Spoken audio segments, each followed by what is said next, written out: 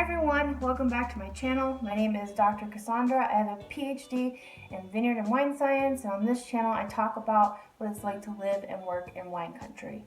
And if I'm looking a little bit pale to you, it's because I am going to be doing a makeup tutorial and wine chat.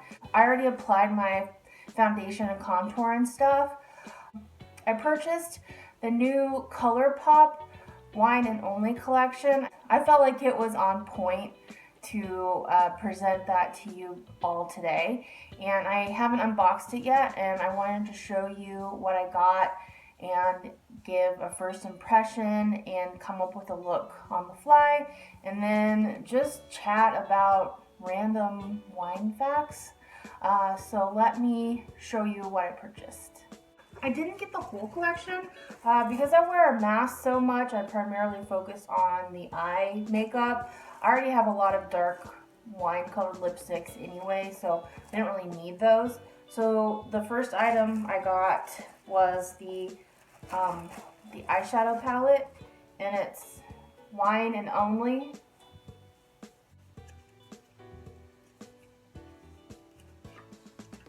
And it's in a plastic case. Some of their palettes I think come in cardboard, but this one's plastic. And it does have a mirror inside, but it's covered with like a sticker. And it's 9 really pretty wine toned eyeshadows. And this should make a pretty look. I like to wear these kind of eyeshadows. I got the liquid liner, and what's this called? Adore You? I don't know. Yeah, I think it's the liquid liner in Wine Not. I've never used a burgundy liquid liner before, so that's gonna be fun. I got 2 of their Super Shock shadows, and the collection is called Sommelier. If you ever wondered how to pronounce that word, it's sommelier, not sommelier. I hear a lot of people say sommelier. It's sommelier, and that's the kind of restaurant wine professional focused on hospitality and wine service. It comes in a duo.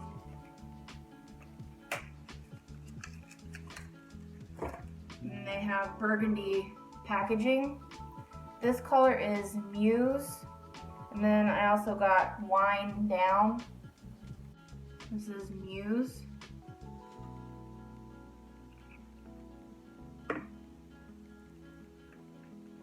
And this is Wine Down. So Wine Down is the darker of the 2. And then I got 2 blushes. 2 of the blushes in this collection were blushes they've already had in their collection, and one of them is new. So I got Brut Flute, which I think is the newer blush that's for this collection, and it's this color here.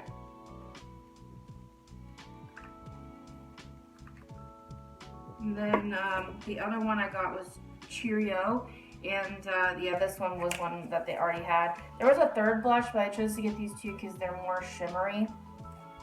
And this is a gorgeous plummy red blush.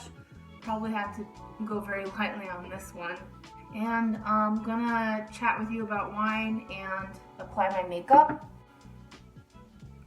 And just wine chat. One thing that I've noticed a lot of people tell me is that they're very nervous when it comes to ordering wine in a restaurant. And because of social distancing, we're not really doing that as much. But one thing that I do when I go to a restaurant is I wait until I've decided what I want to have for my meal before I make my wine order. And this is just for my own, not for the group, but my own singular glass. And usually a restaurant will have specials, and I wait until they tell me what the specials are before I make a wine decision. And in doing so, I make sure I have a really nice wine and food pairing. So I'll just start with water, and then once I pick the food that I want to order, then I will place my wine order.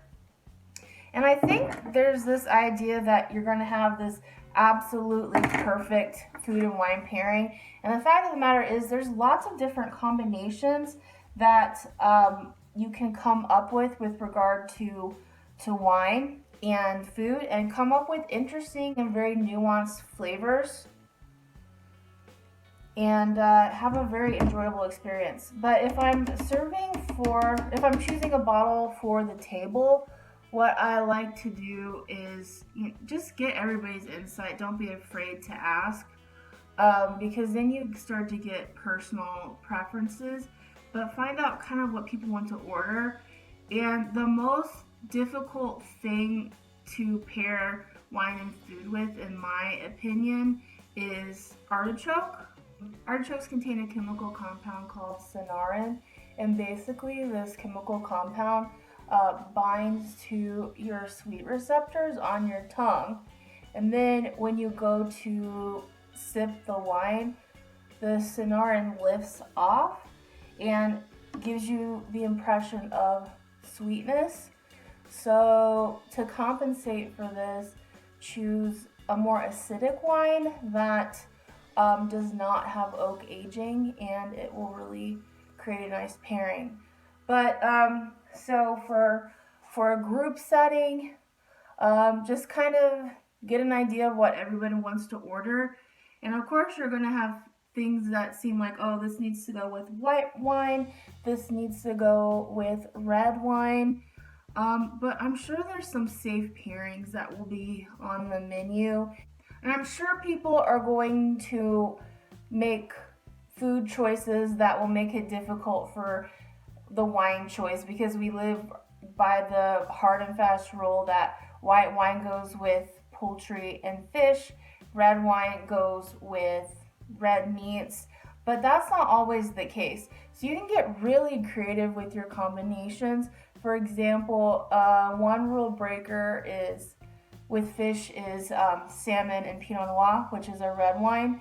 So say people at the table are going to have salmon and steak, a Pinot Noir would really fit the bill for kind of pairing well across the board. In general, I find Pinot Noir to be a very safe choice when you're not really sure kind of what everybody's going to be getting anyway. And then as far as white wines go, people are super opinionated about Chardonnay because they can be real butter bombs. And that butteriness is due to the winemaking process and not necessarily based on what Chardonnay grapes taste like. So I would shy away from a super buttery Chardonnay. And if there's a sommelier or just the server, ask them kind of the flavor profile of the white wine. But going back to our artichoke example, an unoaked Sauvignon Blanc, yeah, because Sauvignon Blancs actually can't have oak in them, would be a really safe pairing. And I think Sauvignon Blanc in general is a fairly crowd-pleasing white wine. It can be super acidic, but overall, it's a very good general white wine. And then if you want to get kind of weird with your white wine choices, along that same line, there is a wine called Gruner Veltliner, and it's a very acidic white wine. And if you see something like that, give it a try because you might be surprised. So if you're a Sauvignon Blanc lover, look for some Gruner Veltliner. Hopefully while I'm applying this makeup, this just doesn't sound like random rambling, but it's just kind of a stream of consciousness about wine. And one thing to keep in mind is that bubbles are always appropriate for any course, so you can always just get some sparkling wine and just go with that. Alright, so I have a little bit of a crease color down. And then acidity is a cool aspect about wine. So a lot of times I get asked, how do you know if you should age a wine? And there's two parameters to look for. One of them is the acidity level, that you can of course taste. One of them is tannin. So those are, you can kind of think of them as nature's preservatives in wine.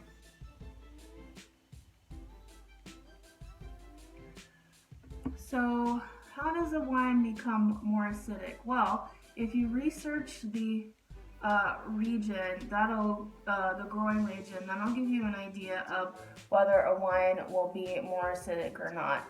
And how do you know that? Well, the cooler the wine growing region, the more likely by the time you harvest the grapes, you will have a higher acid level. And the main reason why is because there are two dominant acids in wine grapes. One of them is tartaric acid, and it's actually the same acid that is in cream of tartar. And then the other one is malic acid, and it is the same acid that you get in like a tart green apple. And in smaller, very small quantities, you might see citric acid, but it's really not a key player in a grape's acidity. So tartaric acid throughout the ripening process stays relatively stable across the growing season, but malic acid actually declines over the growing season. So as the grapes get riper, malic acid is metabolized into sugar. So you've got tartaric acid hanging out fairly stable and then malic acid declining. And the rate of malic acid metabolism is a function of how hot a climate is. So if you have a really hot climate, you're going to have a lot of malic acid metabolism, and therefore by harvest you're going to have less acid level, and that actually decreases the ageability of a wine. Not saying that a hot climate has lesser wines, I'm not saying that at all, but it is a consideration when you're thinking about aging your wine. There's a lot of really hot growing climates that produce absolutely fabulous wine. The Mediterranean growing region, and then you get, I love a Lodi Zen. So Lodi is in Central Valley, California, and it gets hot, hot, hot. I used to work there in the vineyards, and it gets so hot, but I love a big, juicy, ripe Lodi Zinfandel. And then another consideration is harvest time. So if you have one of those hot climates, you might just consider harvesting a touch earlier and retaining a bit of acid.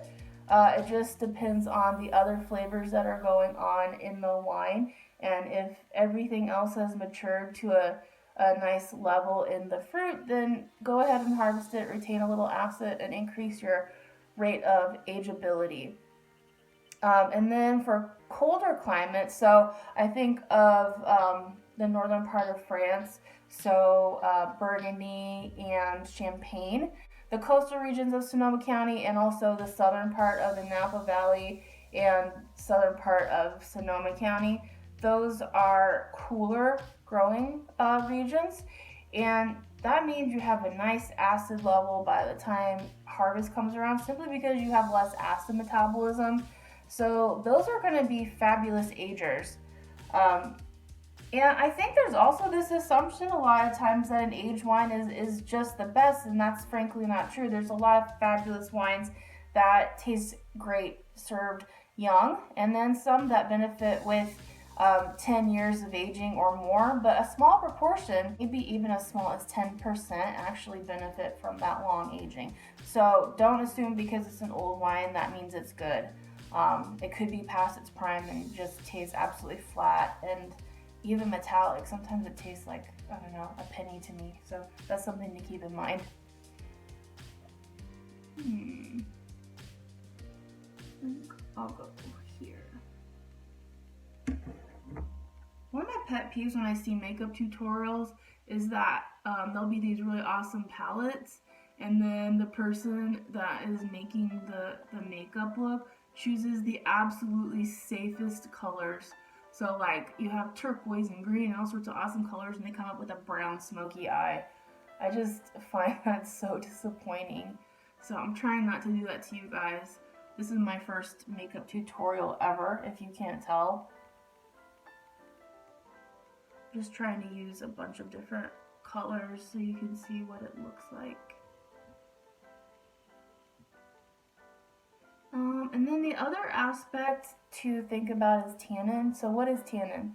So tannins are, they give you the sensation of dryness. When somebody says, oh, this is a dry wine, it's tannic. So tannins come from the skins and the seeds of the grapes, and then also the barrel, the oak barrels have natural tannins in them. So if you have a white wine that has had some barrel aging, it's going to have a more ageability than a non-oaked white wine, simply because tannins, like acid, are natural preservatives in wine. And why do they preserve? It's because they prevent oxidation. So if you've ever cut into like an apple and seen it turn brown, that is oxidation, and that same thing can happen to wine. And small amounts of oxidation can be great because oxygen actually binds with the tannins, and then the tannins bind with the pigments, the purple pigments, anthocyanins, and they create big complexes called proanthocyanidins, and those create a more soft palette. I'm going to try one of these Super Shock shadows, the Muse. This might be the weirdest eye makeup I've ever put together, but who cares? I'm just going to run errands later, and why not have a fun makeup look on when you're just going to the library? Oh, that's very pretty.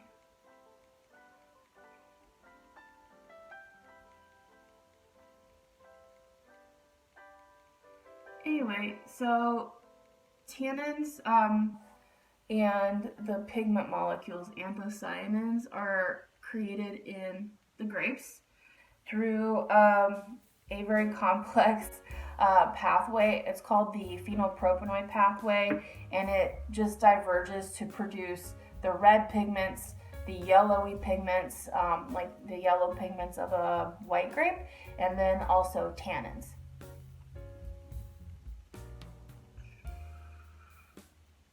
Just gonna use this guy.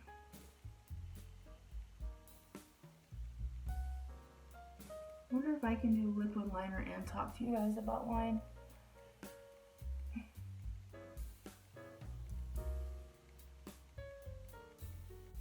And what kind of wines am I drinking right now? Well, what I love is a GSM. So that's a blend of Grenache, Syrah, and Mourvedre, and it originated in the Rhone region in southern France. And why do I like that so much? Well, I also like Pinot Noirs a lot, but when they're young, I really love the fruit flavors that you get. Kind of like the candied fruits, like candied red fruits.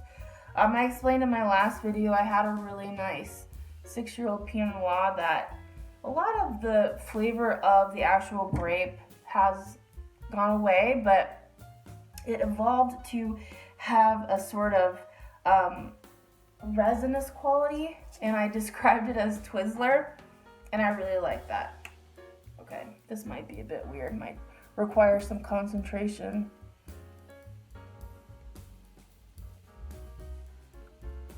Yeah, eyelining and talking is hard. I wasn't sure if this eyeliner would even show up on the eyeshadows, but you can actually see it.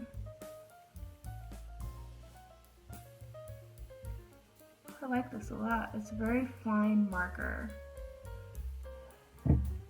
Yeah, difficult to eyeline and talk at the same time, but I really like that. It's a pretty bold makeup look, but you only live once.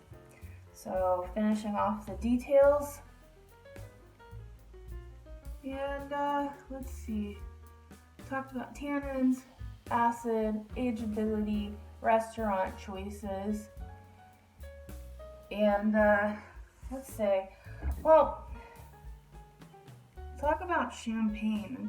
It's coming on to New Year, so people are going to be getting their sparkling wines, and one thing to remember is that champagne, for it to truly be champagne, it needs to come from the Champagne region of France, and everything else is just sparkling wine. And it's so easy to just say champagne, but it's really a misnomer if you call non-champagne wine champagne. And one fabulous sparkling wine that I had a long time ago, it's from a region in France called Limoux, and it's a sparkling wine called Cremant de Limoux. And I had it at a brunch in Sacramento, and I was completely impressed by it. It's super affordable. They're kind of hard to track down, but when you do find one, definitely give it a try because it's just so affordable yet so elegant. The bubbles inside of all the ones that I've had, they've been very petite, and I just really like a sparkling wine that has very small bubbles because that indicates to me that the sparkling was created through the traditional champagne method and not through forced injection of CO2. So yeah, you can actually force inject CO2 into beverages, like a soda, for example. That's forced injection. So if you think of like a Coke, those bubbles are really huge, and I just like a smaller bubble inside of my sparkling wine. It's just a personal preference. And then why is some sparkling wine pink and why is some white? So Blanc de Blanc is sparkling wine made out of white grapes, and Blanc de Noir is sparkling wine made out of red grapes. And if you have no skin contact with the Blanc de Noir, then you produce actually a clear, a white sparkling wine. But if you leave a little bit of skin contact, you produce a pink sparkling wine. And lipstick and talking don't go together. Wow, pretty vampy.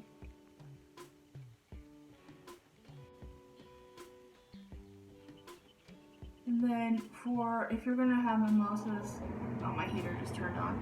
If you're gonna have mimosas, definitely don't get the nicest of sparkling wines, because anytime you flavor a wine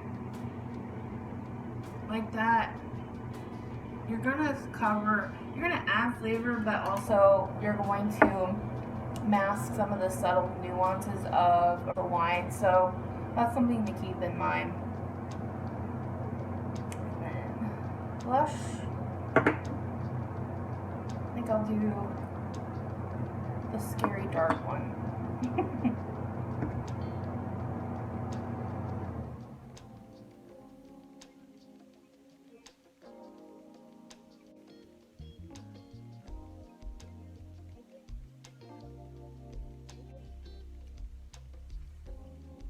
Alright, so this is my makeup look complete. Pretty dark look, especially for daytime, but I don't care, I'm gonna wear it out anyway. But New Year's is coming up, and I do think this would be the perfect set. Most of us are not gonna go out to clubs or anything for New Year's, but even at home, I just love doing something to make myself feel special, like wearing makeup. And just celebrating the small things in life. And I really hope that year 2021 is absolutely fabulous. I have a lot of hope for it. I mean, it's easy to have hope after how challenging this last year has been. I don't know if this will be my last sign out for the year. I hope it's not. But if it is, Happy New Year and cheers from wine country.